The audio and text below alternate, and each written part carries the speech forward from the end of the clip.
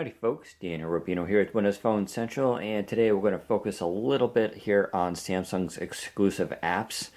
This is the TVS, of course, and Samsung kind of doesn't get enough credit sometimes for their apps. Some of these were updated this week, and they're really nice. We'll start off here with the first one, RSS Times, which is a Google Reader. Now, of course, a lot of you guys may not use Google Reader, but a lot of people actually do, and this is actually a pretty gorgeous app. You log into your account, you give it permission, and it pulls down the articles, and it's actually formatted very nicely. It focuses very much on typography, and of course you can scroll through, and it pulls down all your stories. If you want to tap on it, it'll do this. It'll do this nice little loading screen, and it will bring up any article that basically comes up. Of course, with Google Reader, you put in your feeds that you want, and it will then bring you down those articles. You can tap the little arrow up there, and you can sort of pick different sections or specific feeds that you want to pull into. And we'll tap this article here and bring it down. I'll show you kind of how it formats. So this one's a little crazy here, but you can see how it overlays the text with the images, which actually kind of gives a nice look to things. It's actually pretty stylish. You got to give Samsung some credit here.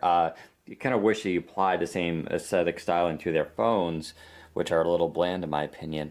But overall, it's a pretty sharp app. You can go into settings here, add search feed, refresh all articles. This app also, as you saw, has a double wide tile, flips around, gives you the latest information. It also has a lock screen integration, so it'll pull down the latest image and put on your lock screen. And you can have lock screen detailed information, which will presumably show you the latest story. So that is all pretty cool stuff from Samsung for RSS Times, and it's, like I said, it's a really gorgeous app. The other one's called Mini Diary, and as you can see, this actually also has been updated, and it's actually really nice as well. So I have a recent entry here. You can sort by date, location. I'm in Huntington, New York today. Here's your photo, voice, drawing, and settings. And so what you do, you pull up your latest entry, and it can show you where you are, and it'll bring you up on a little map. You can add a little drawing, which I think, yeah, I'll tap and it can bring that up. So you can actually add multiple drawings. They'll show up there. You can add a photo. It'll bring you down the weather and the time. And of course, you can put any notes and anything else you want with it, and then you can sort of share the information. What made this version actually pretty nice is it has SkyDrive backup now, so you can sort of save all your diaries to the cloud in case you switch devices or you're just worried about them. You can also, of course, restore. And the other option that they added was the ability to have password support. So you can protect this whole thing with a simple password, which is kind of nice. As you saw as well, it too gets a double wide tile, and it updates with whatever the latest entry you have, and so that's kind of nice. Photo Editor hasn't been updated actually in a little while. Photo Editor, if you haven't seen before, actually is a pretty solid photo editing app. You can bring up images here, and you can see it actually is a fairly robust editor. You can do all sorts of things like edit here. Here's your cropping, rotation.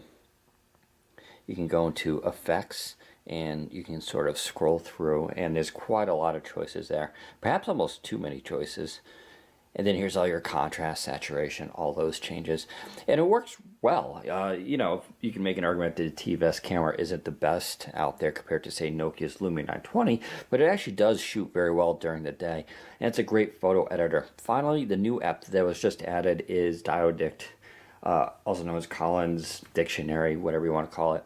It's supposed to be a Chinese-English dictionary, but for me, it just seems like a normal dictionary. You can have flashcards here. Here's your history. You can bring up an entry. I can tap the screen there, and you can see you got your whole entry right there. This is a completely offline dictionary. It has about 300,000 words to it, and it's pretty robust. You can do all sorts of little different options down here. Flashcards, history, settings, help. Not much in settings. You can sort of change the font and the way it looks. But it's one of the first Windows Phone 8 dictionaries. It doesn't really do anything specific with Windows Phone 8 per se, but it is supposedly optimized more for it. And you can see it is very quick and fast to use. So that's a quick tour of some of the major Samsung apps. There are actually other ones out there, including ones that will auto-update your lock screen with photos from your photo gallery. and a few others. But these are sort of the big highlights that have just been updated recently. And I gotta give Samsung credit. These are pretty nice apps, and kudos to them for doing it. But there you go. Take care, everybody.